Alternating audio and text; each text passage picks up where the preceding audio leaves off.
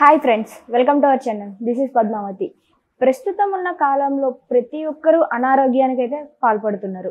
వయసులో చిన్న పెద్ద అనేది లేకుండా ప్రతి ఒక్కరు అనారోగ్యానికి అయితే గురవుతూనే ఉన్నారు. సో ఇలాంటి అనారోగ్యాల నుంచి మనం కాపాడుకోవాలంటే అసలు ఏం చేయాలి అంటే, న్యాచురల్ పద్ధతుల్లోనే అనారోగ్యాన్ని తగ్గించుకొని జీవన శైలిని పెంచుకొని ఆరోగ్యంగా జీవించడానికి ఏం చేయాలి అనే పద్ధతుల గురించి తెలుసుకునే ప్రయత్నం అయితే చేసేద్దాం. సో దాని గురించి మనతో మాట్లాడడానికి ప్రముఖ yoga coach and frequency therapist Manasa గారు ఉన్నారు మనతో పాటు. ఆమెతో మాట్లాడి మరిన్ని తెలియని విషయాలను తెలుసుకునే ప్రయత్నం అయితే చేసేద్దాం.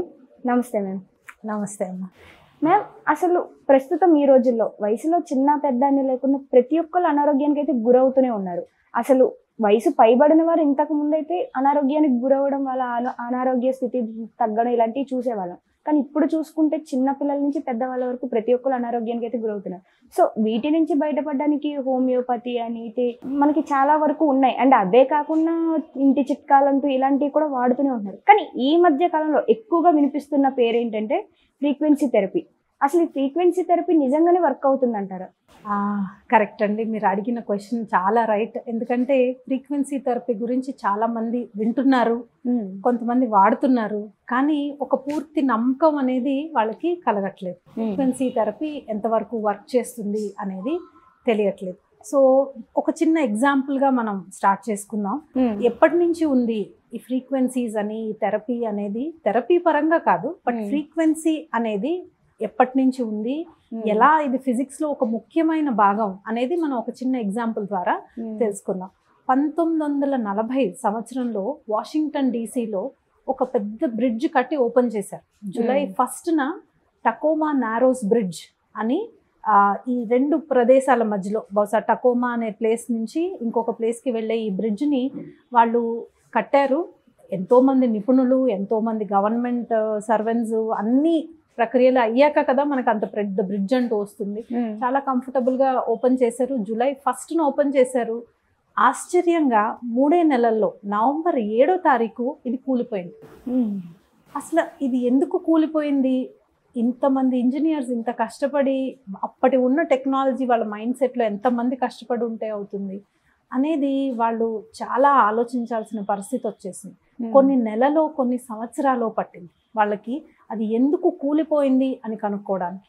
తర్వాత ఫిజిక్స్లో ఉన్న నిష్ణాతులు కనుక్కున్నది ఏంటంటే, అక్కడ ఉన్న స్పీడ్ ఆఫ్ ది ఎయిర్, అంటే గాలి యొక్క వేగం ఎక్కువ తక్కువ అయినప్పుడు ఆ బ్రిడ్జ్ ఊగేది.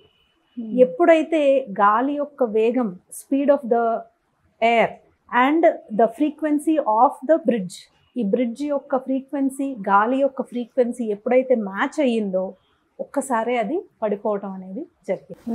సో ఇది ఒక ఎగ్జాంపుల్, డిసాస్ట్రస్ ఎగ్జాంపుల్ అని చెప్పొచ్చు. కానీ దీన్ని బేస్ చేసి ఇంకా మనకి తర్వాత ఎంతో రీసెర్చ్ జరిగింది. ఇప్పుడు ఒకటి కూలిపోయింది అనుకోండి, దాన్ని మనం, మనలో ఏదైనా లేదా ప్రపంచంలో ఏదైనా నెగిటివ్ జరుగుతుంది అనుకోండి, దాన్ని మనం పాడు చేసేయచ్చు కదా. ఇలాంటి ఒక ఫ్రీక్వెన్సీని యూజ్ చేసి చాలా నెలల తర్వాత వాళ్ళు కనుక్కున్నారు.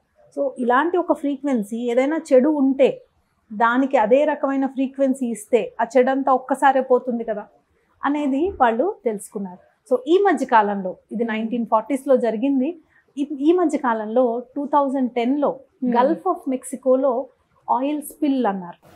సో అక్కడ మొత్తం ఆ ప్రదేశం అంతా, గల్ఫ్ అంతా ఎన్నో గ్యాలన్ల, barrels of oil was dispelled in to the sea.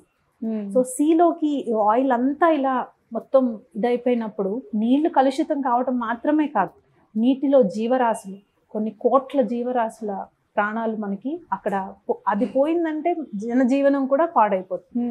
So ఇలాంటప్పుడు one of the best solutions ఏంటనుకున్నారంటే ఈ ఫ్రీక్వెన్సీ. సో పలానా ఒక ఫ్రీక్వెన్సీని మన వాటర్లోకి పంపిస్తే అక్కడ ఉన్న ఆయిల్లో, అంటే ఎంత ఆయిల్, ఒక ఇంత నీళ్ళకి ఎంత ఆయిల్ ఉందని వాళ్ళు కనుక్కున్నప్పుడు ఆ ఆయిల్ స్పిల్ని తగ్గించడానికి ఈ ఫ్రీక్వెన్సీస్ వాడారు. వాళ్ళు దాంట్లో గెలుపొందారనే చెప్పాలి. సో అలా ఆ వాటర్ని క్లీన్ చేయడానికి ఫ్రీక్వెన్సీస్ వాడారు. ఇప్పుడు ఇంకా ఇలాంటి ఎగ్జాంపుల్స్ ఎందుకు ఇస్తున్నానంటే, మనకి ముందు ఫ్రీక్వెన్సీ మీద ఒక నమ్మకం రావాలి. ఇప్పుడు ఇంకా జరుగుతుంది, రీసెర్చ్ జరుగుతుంది. మైక్రో ప్లాస్టిక్స్ అని వింటున్నాం. మన శరీరంలో కావచ్చు, లేదా సీస్లో కావచ్చు. ఎస్పెషలీ సీలో మైక్రోప్లాస్టిక్ అనేది చాలా ఎక్కువైపోయింది. మైక్రోప్లాస్టిక్ అంటే ఏంటనుకున్నారు?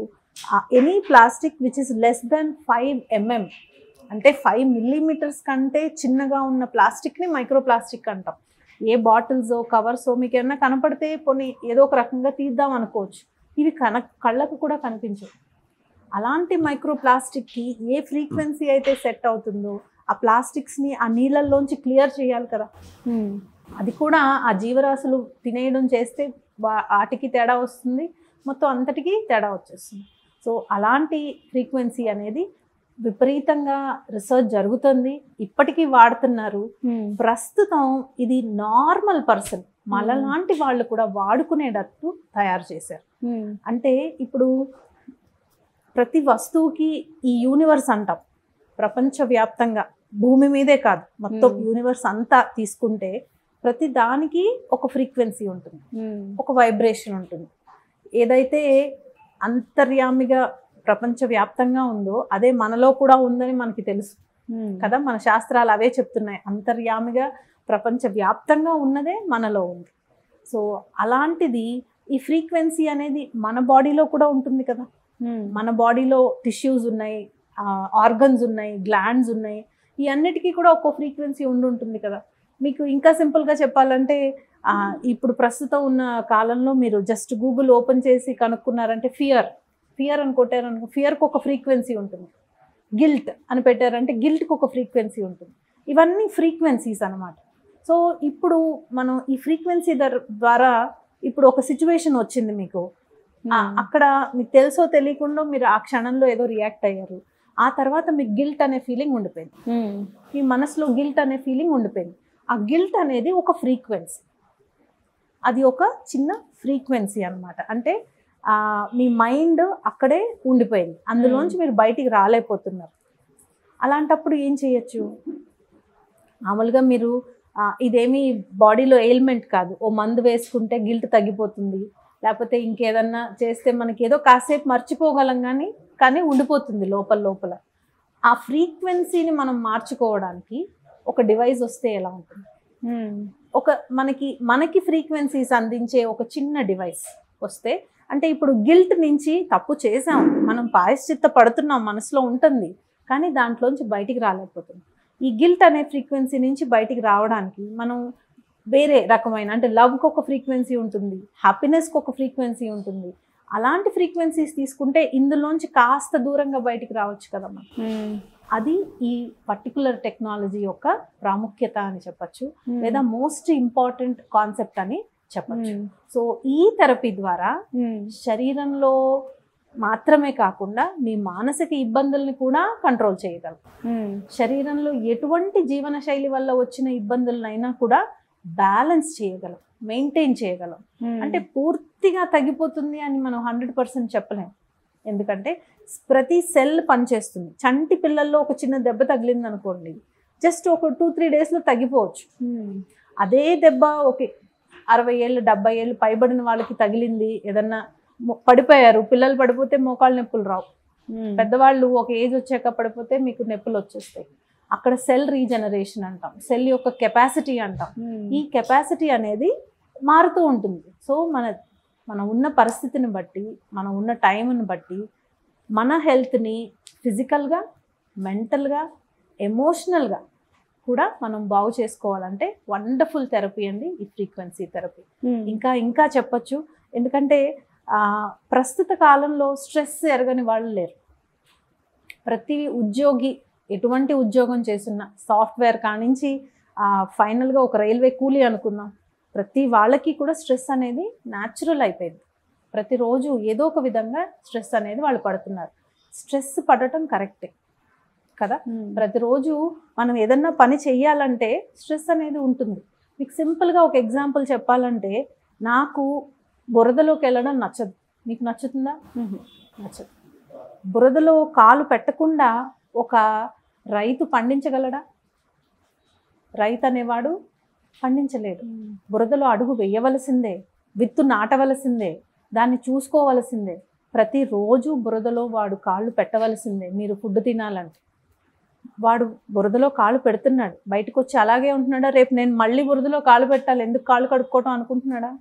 లేదు. మనం వెళ్తాం, మళ్ళీ బయటకు వస్తాం, మనం క్లీన్ చేసేసుకుంటాం. అలాగే ప్రతిరోజు మనలో ఒక స్ట్రెస్ ఉంటుంది, మన పని రీత్యా స్ట్రెస్ ఉంటుంది. దానికి మనం ఏం చేస్తున్నాం, ఏదో ఒక రిఫ్రెష్మెంట్, ఏదో ఒక ఎంటర్టైన్మెంట్, ఎక్కడికో వెళ్ళడం, అనవసరంగా ఎక్కువ తిండి తినేయడం. ఇప్పుడున్న జంక్ ఫుడ్లో, ఇప్పుడున్న ప్రపంచంలో అడుగడుక్కి మీకు రకరకాల ఫుడ్. సో అదొక ఎంటర్టైన్మెంట్ అనుకుంటున్నారు. లేదా ఏదో ఒక సినిమా చూడటం, లేదా ఒక గ్యాడ్జెట్ చూడటం, ఇది వ్యాపకం అయిపోయింది. ఇది కాదు. దీనివల్ల మీలో నిగూఢంగా ఉండిపోయిన స్ట్రెస్ అనేది తగ్గిపోవట్లేదు, ఇంకా పెరుగుతుంది అంతే. సో మీరు అక్కడ కాళ్ళు కడుక్కోవట్లేదు, మీ స్ట్రెస్ అనేది మీరు తగ్గించుకోవట్లేదు, ఇంకొక రకంగా ఏదో కాసేపు మర్చిపోవడానికి ఇంకో రకంలోకి వెళ్తున్నారు, మళ్ళీ మామూలు అయిపోతుంది. అలా కాకుండా మనకు లోపల ఉండిపోయిన స్ట్రెస్ అనేది నెమ్మదిగా మీరు తగ్గించుకోగలిగితే, ఒక ఫ్రీక్వెన్సీ హెల్ప్ మనం తీసుకోగలిగితే, ఎందుకంటే మర్నాడు పొద్దున్నే మీరు అదే ఆఫీస్కి వెళ్ళాలి, అదే పనిలో పడాలి, పిల్లలతో సహా మళ్ళీ వాళ్ళు స్కూల్కి వెళ్ళాలి, అదే హోంవర్క్స్ ఉంటాయి, రకరకాల కొత్త అసైన్మెంట్స్ ఉంటాయి, ఫస్ట్ క్లాస్ పిల్లలు కానించి అసైన్మెంట్స్ ఉంటున్నాయి కదా, వాళ్ళు దాంట్లోంచి బయటికి రావాలి అన్నప్పుడు మనకి ఫ్రీక్వెన్సీస్ అనేది వండర్ఫుల్గా హెల్ప్ చేస్తాయి. అసలు ఫ్రీక్వెన్సీ అన్నారు, దీనికంటే ఒక మిషన్ ఉంటుంది అన్నారు, అసలు అది ఏమన్నా చూపించు. అవునండి. సో ఫ్రీక్వెన్సీ అనేది మనకి రకరకాలు ఉన్నాయి, ఎప్పటి నుంచో ఉన్నాయి. ఇప్పుడు అన్నాను కదా, సో ఫ్రీక్వెన్సీస్ జనరేట్ చేసి వాళ్ళు ఒక పలానా ఫ్రీక్వెన్సీ, ఇప్పుడు ఫర్ ఎగ్జాంపుల్ ఓంకారం తీసుకుందాం. ఓంకారానికి నేను ఒకలా చాంట్ చేస్తాను, మీరు ఒకలా చెప్తారు. సో మనం మాట్లాడుతున్నప్పుడు లేదా ఆ ఉచ్చరిస్తున్నప్పుడు వచ్చే సౌండ్ వైబ్రేషన్. నేను బిగ్గరగా పెద్దగా చెప్పినప్పుడు దానికి ఒక వైబ్రేషన్ ఉంటుంది కదా, అదే మీరు మీలో చెప్పుకున్నప్పుడు ఒకలా ఉంటుంది. ఆ వైబ్రేషన్ని బట్టి ఆ ఓంకారం యొక్క ఫలితం మీ శరీరం మీద పడుతుంది. ఏదైనా సమస్య వస్తే ఆ సమస్యకి నివారించడం కోసం ఒక ఫ్రీక్వెన్సీ థెరపీ అనేది యూజ్ చేస్తారు కదా, ఆ థెరపీ ఆ సమస్య ఉన్న చోటు మాత్రమే చేస్తారా, లేకుంటే ఫుల్ బాడీ మొత్తం చేస్తారా? అలాగా ఉంది, ఇలాగా ఉంది. సో మీరు ఎలా అనుకుంటే, ఇప్పుడు ఫర్ ఎగ్జాంపుల్ పెద్దవారు ఉన్నారు, వాళ్ళకి ఉద్యోగం అయిపోయింది అంటే రిటైర్ అయిపోయారు, ఆ తర్వాత ఏదో ఒక కిడ్నీలో ప్రాబ్లం వచ్చింది అనుకున్నాం. జనరల్గా వాళ్ళు రిటైర్ అయిపోయారు, ఇంట్లో ప్రశాంతంగానే ఉన్నారు, బాగానే ఉన్నారు, ఏదో డాక్టర్ దగ్గరికి ఇబ్బంది పడి వెళ్ళారు, కిడ్నీలో ప్రాబ్లం ఉంది అన్నారు. సో ఇప్పుడు ఈ కిడ్నీలో ప్రాబ్లం అన్నప్పుడు మనం ఒకటి డైరెక్ట్గా కిడ్నీని హీల్ చేయొచ్చు, అది ఒక దీంట్లో మన థెరపీలో. ఇంకొకటి ఆ పలానా ఇబ్బంది దేనివల్ల వచ్చింది అని మనం ఆలోచిస్తే, ఏదైనా సైకోసోమాటిక్ డిసార్డర్, ఇన్ని సంవత్సరాల నుంచి ఆయన ఎంత టెన్షన్ పడ్డారో, ఎంత కష్టపడ్డారో పనిలో కదా, దానివల్ల యూజువల్గా విపరీతమైన స్ట్రెస్ ఉన్న వాళ్ళకి ఒక్కొక్క ఆర్గన్ దెబ్బతింటుంది, చెప్పలేము. అది స్పెసిఫిక్గా kidney is one of the important organ. అడ్రీనల్ gland అని విని ఉంటారు. మీ ఎగ్జైట్మెంట్కి, మీ ఆనందానికి, మీరు అడ్వెంచరస్గా ఉండడానికి, so one of the main thing is అడ్రీనల్ అన్నమాట. సో అది వీళ్ళు స్ట్రెస్ పడి పడి పడి పడి ఏంటంటే అడ్రీనల్ పని ఒక్క తనం తగ్గిపోతుంది. సో మనం ఒకటి ఫిజికల్గా కిడ్నీని ఏం చేస్తూ ఒక ఫ్రీక్వెన్సీ ఇస్తాం. మానసికంగా ఎప్పటి నుంచో వాళ్ళు పడిన స్ట్రెస్ అనేది సెల్యులార్ లెవెల్లో, శరీరంలో సెల్ లెవెల్లో ఉండిపోతుంది, అది ఒకటి. సో ఆ స్ట్రెస్ని రిలీజ్ చేయడానికి ఒకటి ఇస్తాం. ఆ తర్వాత ఒక వయసు వచ్చాక జనరల్గానే మనం స్పిరిచువల్ గ్రోత్ అనుకుంటాం, దానివల్ల కూడా మన ఈ బాడీలో ఆ ఫ్రీక్వెన్సీస్ ఒక హ్యాపీనెస్ అనో, ఒక మూడ్ చేంజింగ్ అనో ఇస్తూ ఉంటే, ఇవన్నీ కలగలిపి మీకు ఆ కిడ్నీ ఎయిల్మెంట్ అనేది నెమ్మదిగా కంట్రోల్లోకి వస్తుంది. సో కిడ్నీ స్టోన్స్ ఉన్న వాళ్ళకు కూడా తగ్గిన వాళ్ళు ఉన్నారు, గాల్ బ్లాడర్ స్టోన్స్ ఉన్న వాళ్ళు కూడా ఆపరేషన్ లేకుండా తగ్గిన వాళ్ళు చాలా మంది ఉన్నారు. సో అందరికీ అన్ని పని చేసేస్తాయా అని ఇమ్మీడియట్గా మీకు క్వశ్చన్ వస్తుంది. పని చేస్తుంది, కానీ మన శరీరానికి ఏది పడుతుంది ఏది పడదు అని మనకి మాత్రమే తెలుసు. అలా ఈ ఫ్రీక్వెన్సీస్ కూడా మీకు ఏవి సెట్ అవుతున్నాయి అనేది మీరు చూసుకోవాలి. సో అలవాటు మీద మీకు తెలిసిపోతుంది. సో ఫ్రీక్వెన్సీ థెరపిస్ట్గా మేము దానికి అవసరమైన హెల్ప్ అనేది మేము అందిస్తాం. సో అంటే ఫ్రీక్వెన్సీ థెరపీతో కూడా మనం ఒక అనారోగ్యాన్ని నివారించుకోవచ్చు అనేది అయితే వివరంగా చెప్పారు. Thank you so much ma'am. So చూసారు కదండి, ప్రతిదానికి ఒక ప్రాబ్లంకి ఖచ్చితంగా ఒక సొల్యూషన్ అయితే ఉంటుంది. సో ఈ ఫ్రీక్వెన్సీ థెరపీతో కూడా అనారోగ్యాన్ని తగ్గించుకోవచ్చు అనేసి మేడం అయితే చాలా క్లియర్గా చెప్పారు. సో ఇలాంటి మరి ఎన్నో విషయాలను అయితే తెలుసుకునే ప్రయత్నం అయితే చేసేద్దాం. చూస్తూనే ఉండండి. Thank you.